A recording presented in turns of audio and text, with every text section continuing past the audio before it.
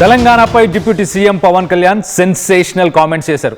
ఇటు కోనసీమకి తెలంగాణ వాళ్ళ వల్లే దిష్టి తగిలింది, నరుడి దిష్టికి నల్లరాయన బద్దలైపోతుందని చెప్పేసి ఆయన కామెంట్ చేస్తున్నారు. ఇటు కోనసీమ కొబ్బరి చెట్లకు కూడా అదే జరిగింది. రాష్ట్రం విడిపోవడానికి గోదావరి పచ్చదనమే కారణం, పచ్చగా ఉంది అని చెప్పేసి వాళ్ళు కళ్ళు మండిపోయాయని చెప్పి ఆయన చెప్పుకొచ్చాడు. ఇటు వైసీపీ నాయకులు బూతులు అలాగే వాళ్ళ బుద్ధులు కూడా మారలేదు అని చెప్పేసి సెన్సేషనల్ కామెంట్స్ ఇటు వైసీపీని ఉద్దేశిస్తూ ఇటు తెలంగాణని ఉద్దేశిస్తూ తెలంగాణకు సంబంధించిన ప్రజానికాన్ని ఉద్దేశిస్తూ మాట్లాడుతున్నారు.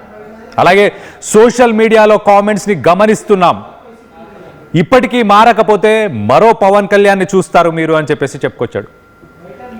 2029లో అధికారంలోకి వస్తామన్న భ్రమలో వైసీపీ బ్రతుకుతుంది, వైసీపీ ఉంది.